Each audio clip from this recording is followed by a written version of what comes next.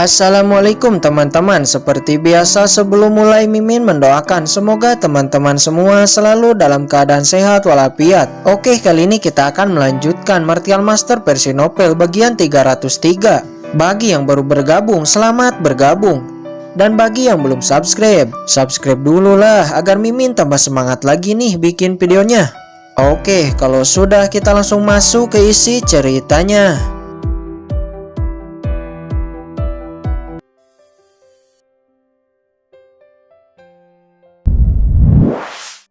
Qin menoleh ke arah Raja Tangan Darah dan berkata, "Raja Tangan Darah, apa yang kamu tunggu?" Mendengar ini, ekspresi Raja Tangan Darah nampak pahit. Kemudian dia melesat dan langsung memblokir serangan Raja Wuji dan membuatnya mundur. "Raja Tangan Darah, apa yang kamu lakukan?" kata Raja Wuji. Dia terkejut. Bukan hanya tidak membunuh anak ini, Raja Tangan Darah bahkan melindunginya. Sebenarnya apa yang telah terjadi? Bukan hanya Raja Wuji, tapi Raja Wushuang, Raja Es, dan lainnya juga nampak terkejut. "Raja Tangan Darah, menyingkirlah, jangan halangi saya untuk membunuh anak ini. Mengingat hubungan baik dinasti kita, saya saat ini masih memberi wajah kepadamu. Tapi anak ini telah membunuh anak saya. Saya harus membalas dendam dan membunuhnya hari ini," kata Raja Wuji. "Saya memang ingin membunuh anakmu Heng Tianxiao, tapi sayangnya dia melarikan diri dengan jimat luar angkasa," kata Qin. Mendengar ini, kemarahan di wajah Raja Wuji sedikit mereda. Ternyata anakku masih hidup. Dia baru ingat di saat akan memasuki alam rahasia iblis surgawi, dia memberi Heng Tianxiao jimat itu. Jadi mungkin Heng Tianxiao benar-benar selamat dan masih hidup. Di saat Raja Wuji memikirkan hal ini, kelima Martial King lainnya nampak tertarik dengan harta apa yang ada di 3 bola cahaya. Satu persatu dari mereka langsung melesatkan serangan dan menghantam bola cahaya. Namun pembatas larangan dalam bola cahaya sangat kuat, tidak ada yang bisa menghancurkannya. Akan tetapi dengan serangan mereka, harta di dalam bola cahaya terlihat. "Semuanya kita sangat beruntung," kata Raja Wushuang. Dia dan ahli Martial King lainnya sangat senang di saat melihat batu kristal ukuran besar, slip batu giok misterius, dan harta karun kuali kuno. Pada awalnya mereka sangat kesal di saat dikirim ke area Martial Venerable. Tapi sekarang mereka sangat senang juga terkejut di saat melihat harta-harta langka, bahkan mungkin harta ini tidak akan dijumpai di area Martial King. Semua orang saling memandang mereka penuh kecurigaan satu sama lain. Bagaimana untuk membaginya? Kita memilih salah satu dari ketiga harta ini. Setiap orang yang memilih harta yang sama akan bersaing untuk mendapatkannya, kata Raja Wushuang. Semua orang saling memandang sebelum akhirnya mereka mengangguk dan setuju dengan usul Raja Wushuang. Mereka 7 ahli Martial King bernegosiasi sendiri tanpa menganggap Qin sedikit pun. Saat ini Qin memandang bola cahaya kedua, yaitu slip batu giok. Walaupun tidak diketahui isinya, tapi perasaan Qin mengatakan ingin memilikinya. "Bola cahaya pertama milik saya," kata Raja Juli. Dia menginginkan kristal ajaib ukuran besar. "Apakah kamu layak?" kata Raja Es. Kemudian Raja Es dan Raja Juli bertarung. Dengan kekuatan es dan pedangnya, Raja Es meraung dan melesat. Sedangkan Raja Juli mengeluarkan palu raksasa, dia juga melesat. Boom! Serangan mereka berdua bertabrakan dan meledak. Setelah ledakan, nampak Raja Juli masih berdiri dengan kokoh. Sedangkan Raja Es terpental dan terluka. "Bola cahaya pertama ini milik saya. Jika ada yang ingin bersaing dengan saya, silahkan," kata Raja Juli. Kemudian Qin yang sedari tadi diam langsung lompat ke bola cahaya kedua dan berkata, "Bola cahaya kedua ini milik saya." "Apa, bocah, kamu hanya ahli Martial Venerable. Apakah kamu ingin bersaing dengan kami?" "Silakan saja, saya akan melayanimu," kata Qin. "Saya menginginkan bola cahaya kedua ini," kata Raja Es. Dia menyeringai dan langsung melayangkan serangan kepada Qin. Pedang karat langsung muncul dan memblokir serangan Raja Es. Di saat bersamaan, labu hitam juga ditampilkan.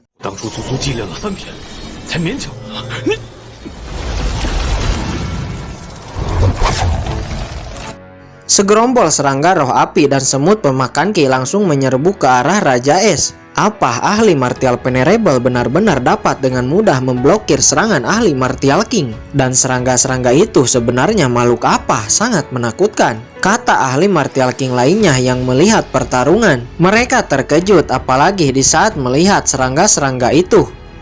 Serangga roh api dan semut pemakan ki telah sampai kepada Raja Es dan mengepungnya. Sebuah salju es tajam memenuhi langit dan menyerang serangga kincen, Duar. Serangga-serangga itu nampak terjatuh. Hanya serangga ini tidak akan mengancamku, kata Raja Es. Haha, apakah kamu pikir begitu? Kata kincen. Segera serangga-serangga yang terjatuh nampak bangun lagi, terbang dan kembali menyerbu ke arah Raja Es. Raja Es kembali menyerang, namun setiap serangannya tidak berguna. Serangga-serangga itu kembali bangun dan menyerang. Sebaliknya, serangga-serangga itu malah semakin ganas. Serangga yang pekat dengan suara nyaring membungkus Raja Es. Sebenarnya makhluk apa ini? Benar-benar tidak bisa mati. Raja Tangan Darah bahkan merinding. Untungnya di pertarungan sebelumnya Kincen tidak mengeluarkan serangga-serangga ini untuk melawannya. Bocah, hentikan, kata Raja Wushuang. Dinastinya dan dinasti Raja Es memiliki hubungan baik. Dia tidak mungkin diam saja. Sebuah serangan telapak tangan langsung dilayangkan kepada Kincen. Raja Tangan Darah, hentikan dia, kata Kincen. Segera Raja Tangan Darah langsung memblokir Raja Wushuang. Pada saat ini Raja Es masih terus berusaha melawan serangga-serangga itu. Badai spiritual, kata Kincen. Sesaat Raja Es nampak buram. Dan di saat buram itu, serangga roh api langsung menggerogoti tubuh Raja Es. Sebuah armor besi dengan formasi rumit muncul di tubuh Raja Es. Namun di bawah gigitan serangga roh api, nampak tidak akan butuh waktu lama lagi untuk menerobosnya. Saya menyerah, saya tidak menginginkan bola cahaya itu lagi. Tolong lepaskan saya, kata Raja Es. Namun tidak mungkin bagi Kincen untuk melepaskannya begitu saja. Mendapati bahwa Kincen tidak akan melepaskannya, Raja Es langsung meraung. Esensi sejati es di tubuhnya melonjak. Dan boom, tubuhnya meledak, seisi aula bergetar. Semua orang termasuk Raja Tangan Darah terpental, terluka dan menyemburkan seteguk darah. Bocah ini benar-benar mampu memaksa Raja Es untuk menghancurkan diri sendiri. Tapi dengan ini kematian Raja Es tidak sia-sia. Setidaknya di bawah ledakan, anak itu juga pasti akan mati, pikir orang-orang di sana. Namun sesaat kemudian Kincen muncul dari serpihan-serpihan es dan nampak Kincen sama sekali tidak terluka. Bagaimana ini mungkin? Kata Raja Wushuang. Bahkan dia dan lainnya yang merupakan ahli Martial King menderita luka. Tapi anehnya Kincen sama sekali tidak terluka. Serangga roh api dan semut pemakan ki juga nampak tidak ada yang mati, lalu kembali masuk ke dalam labu hitam. Di saat yang sama, cincin penyimpanan Raja Es juga jatuh ke tangan Kincen. Siapa lagi yang ingin bersaing dengan saya untuk mendapatkan bola cahaya ini? Kata Kincen seraya menatap dingin semua orang. Semuanya terdiam, tidak ada yang berani bersaing dengan Kincen. Serangga-serangga Kincen meninggalkan kesan ancaman di hatinya. Bagaimanapun harta yang dipilih Kincen Sleep Giok itu tidak ada yang tahu isinya apa. Jadi tidak ada yang terlalu berminat. Karena tidak ada yang ingin bersaing, saya akan mengambil bola cahaya kedua ini. Raja Tangan Darah, halangi jika ada yang mengambil tindakan kepada saya, kata Kincen. Kemudian Kincen mulai menganalisa pembatas larangan yang ada di bola cahaya. Sedangkan ahli Martial King lainnya juga berusaha memecahkan larangan yang ada di bola cahaya ke-1 dan ke-3. Namun beberapa saat telah berlalu. Setelah menyerang cukup lama, larangan di bola cahaya belum juga hancur. Malah kekuatan sejatinya dikonsumsi begitu banyak. Di sisi lain, Kincen juga pura-pura menyerang, namun dia sadar tidak mungkin baginya memecahkan larangan dengan paksa, apalagi dia hanya sendirian. Jadi, Kincen terus menganalisa dan mencari cara untuk memecahkan dengan memahami larangannya. Di sisi lain, di kedalaman lorong nampak kelompok pria berjubah hitam dengan menutupi wajahnya. Mereka telah sampai. Namun mereka memutuskan untuk mengawasi dari jauh dan mengambil tindakan di saat larangannya telah dipecahkan. Ingat, prioritas kita adalah slip batu giok itu. Misi dari Tuan Rod untuk membawanya. Setelah anak itu memecahkan larangannya, kita akan bergerak. Baik, Tuan Muda. Kelompok orang ini bersembunyi dan menyembunyikan auranya dengan sangat dalam, sehingga Raja Wushuang, Raja Tangan Darah, dan lainnya tidak merasakan kehadirannya.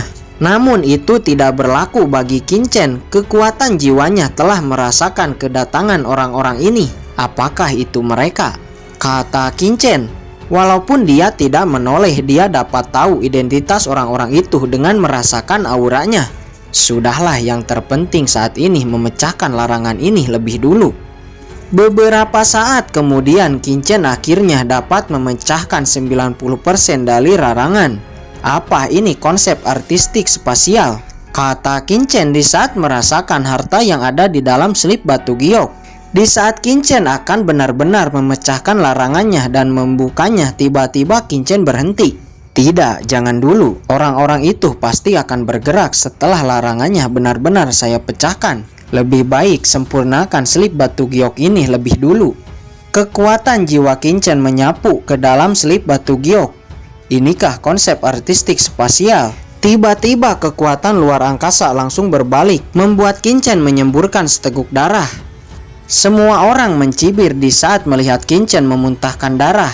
Qin-Chen mengabaikan cibiran orang lain. Wajahnya nampak senang, penuh dengan ekstasi. Kekuatan luar angkasa ini sangat menakutkan.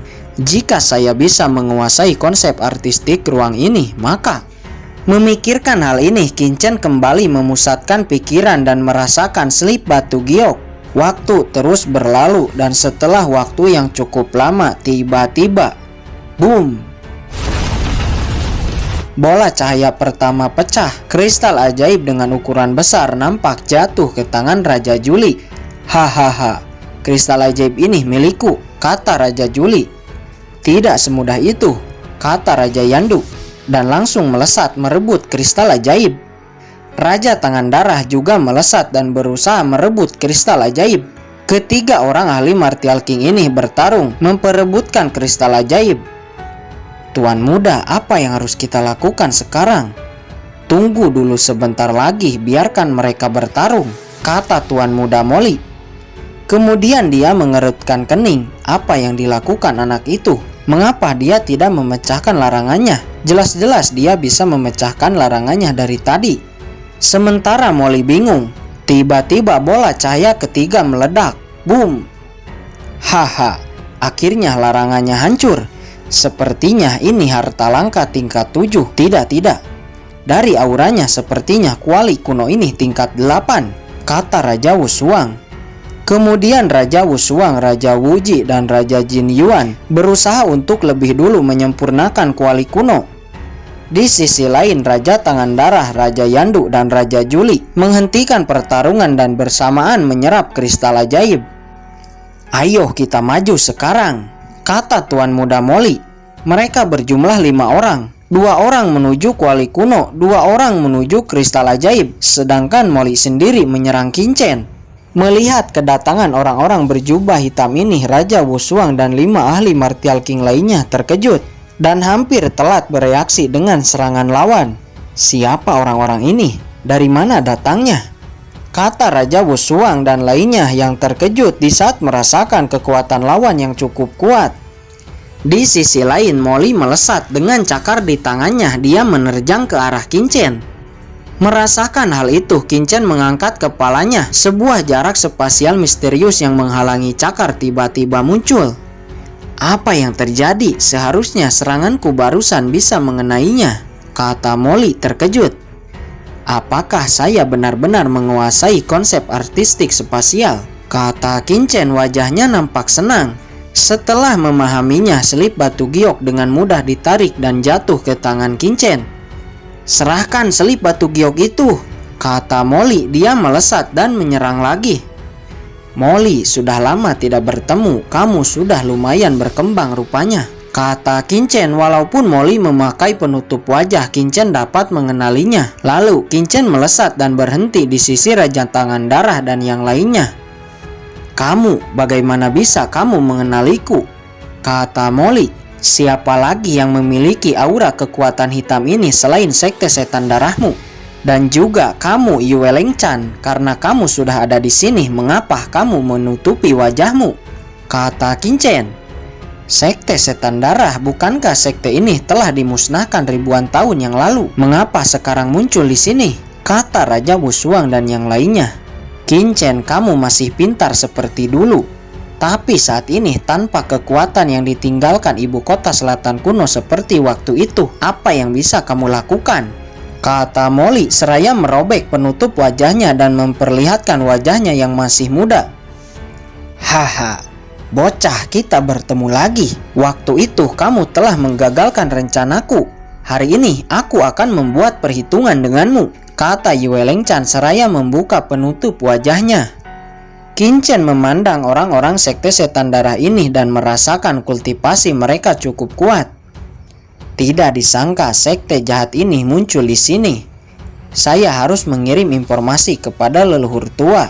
Raja Wushuang dan lainnya mencoba mendesak harta di tangannya untuk memberitahu leluhur tua dinastinya. Semua itu sia-sia, ruangan ini telah saya blokir, tidak ada yang bisa mengirim sinyal. Dan tidak akan ada yang bisa keluar dari sini, kata Molly seraya membentuk satu segel tangan. Segera beberapa lampu hitam naik dan setiap lampu saling menyusun dan membuat sebuah penghalang hitam, dan akhirnya semua orang terkurung di dalamnya.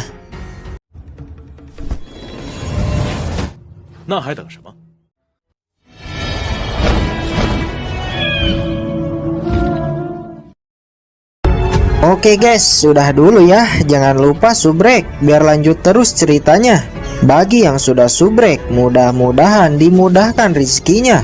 Mimin undur diri. See you next and goodbye.